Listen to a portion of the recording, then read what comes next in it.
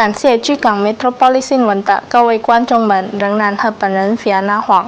居港市共有8座庙宇，特别是在甘登及其左边地区，于每年农历4月举行15祭兵传统仪式。其中，龙和庙亦于2025年5月12日顺利举行相关祭典，场面庄严隆重。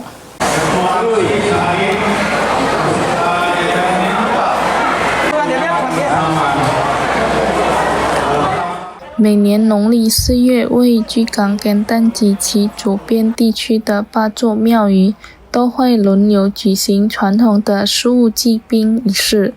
今年该仪式由龙和庙主办。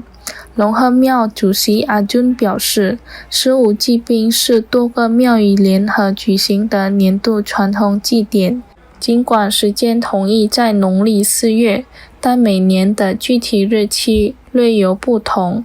目前甘登地区共有18座庙宇，但每年定期轮流主办该仪式的仅有8座庙宇。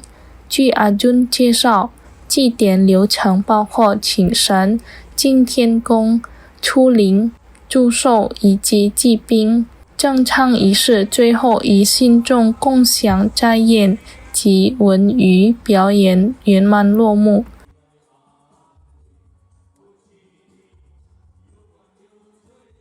Acara kami tuh acara kegiatan kelenteng casing gabungan dari kelenteng-kelenteng jadikan satu perayaan setiap tahun ini. Berarti diperingati setiap tanggal berapa? Dia di bulan 4 tapi tanggalnya berbeda-beda. Untuk yang di kelentengnya yang di mana yang digabung ke dari nih? Di kelentengnya ada anggota total 17 anggota kelenteng, tapi yang jadikan rutinitas untuk acara ini ada 8 kelenteng. Jadi di Gili ya. 阿尊补充说，举行这一仪式的目的是为祈愿居港市风调雨顺，人民平安富足，远离灾难祸患。Ilham Wahyudi, PAL TV